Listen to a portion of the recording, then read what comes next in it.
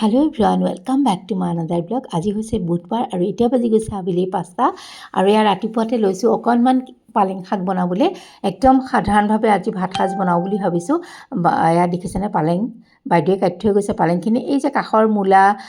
অমিতা আলু এইখিনি মই নিজে কাটি লৈছো আৰু আজি অকনমান লৰালৰি হোৱাৰ কাৰণে মই খুব ভালকৈ ভিডিঅ'টো বনাব পৰা নাই মানে কাটা কুটাৰ পৰা সব দেখাব পৰা নাই এইখিনিও লৈছো বেলেগ এটা বনাম মানে দালিয়া খিচিৰি বনাম কিয় বনাম কি কথা কৈ আছো বাৰু প্ৰথমতে পালেংখিনি বনাই লওঁ পালেং কাৰ প্ৰিয় বাৰু কোনে কোনে ভাল পায় খাবলৈ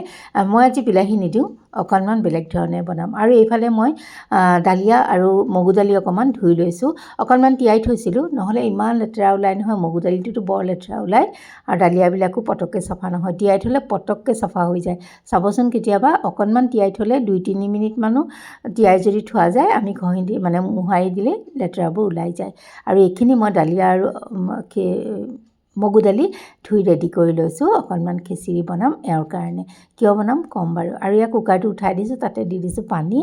এতিয়া তাতে মই দালিয়াখিনি দি দিছো মই দালিয়া খিচিৰি যেতিয়াই বনাও তাতে অলপ সবজি দিছো স্কোৱাছ অমিতা আলু এটুকুৰহে দিছো দেই এওঁ আলু নাখায় কাৰণে অকন পালেং এনেকৈ দিছো নিমখ দিছো আৰু দুটা ভেন্দিও দি দিছো আৰু কুকাৰ ঢাকনাখন মাৰি দিম মই বেছি সময়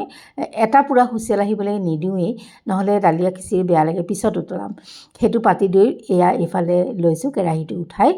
বেলেগ এটা চুলাত আৰু তাতে দি দিছো মিঠাতেল তেজপাত অকনমান মিঠি গুটি আৰু এইখিনি ভালকৈ ভজা যোৱাত গোন্ধ এটা ওলোৱাত দি দিছো পিয়াজখিনি তেতিয়া বৰ ধুনীয়া এটা গোন্ধ আহে চাবচোন আৰু অকমান নহৰু দি দিছো নহৰু আদা নহৰু বেছি হ'লে ইয়াত ভালেই লাগে পালেঙত কিন্তু মই আজি যি আছে তেনেকেই দিছো হালধি জিৰা ধনিয়া এনেকৈ দিছো জালুক দিলেও খুব ভাল লাগে জালুক এভয়েড কৰিছো মায়ে নাখায় আকৌ দুবাৰ মই ইচ্ছা নকৰিছিলো বনাবলৈ প্ৰথমতে মই যিখিনি আলু অমিতা আছিলে স্কোৱাছ আছিলে মূলা সেইখিনি বহাই লৈছো অকনমান সিজাত মই পালেংখিনি দি দিছো কাৰণ পালেংখিনি সিজোতে বেছি সময় নালাগে সেইখিনি অলপ সিজাই লৈ এয়া পালেংখিনি দিছো আৰু আজি এনেকৈ পালেং খাম এই বছৰৰ মানে এই প্ৰথম পালেং খাম এইবাৰ ওলোৱা আৰু নতুন সিজনত ইমান সোনকালে ওলাইছে কালি দেখা পাই বজাৰত যাওঁতে তেনেকৈ লৈ আহিলো আৰু এইফালে মোৰ দালিয়া খিচিৰিখিনিও হৈ গ'ল তাৰপিছত মই অকণমান ঘিউ দি থলোঁ আৰু এইফালে এয়া পালেংখিনি তাতো অকণমান ঘিউ দি দিছোঁ এনেকৈ খুব ভাল লাগে আপোনালোকে যদি এনেকৈ নাখায় খাই চাবচোন অকণমান জালুক দিলে যে ইয়াত আৰু মজা আহে আজি মই জালুক দিয়া নাইকিয়া তাৰপাছত এয়া মোৰ হৈ গ'ল 2 ভাগ হৈ গ'ল আৰু তাৰপাছত গৈ পালোঁগৈ বজাৰ তাত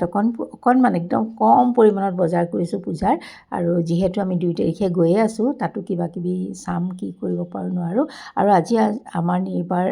খুৰা এজন ঢুকালে এওঁ শ্মশানলৈ গৈছে সেইকাৰণে মই দালিয়া খিচিৰি বনাইছোঁ কাৰণ এওঁ আহি পেলাই ভাত নাখায়হি আৰু তেন্তে আজিলৈ আহোঁ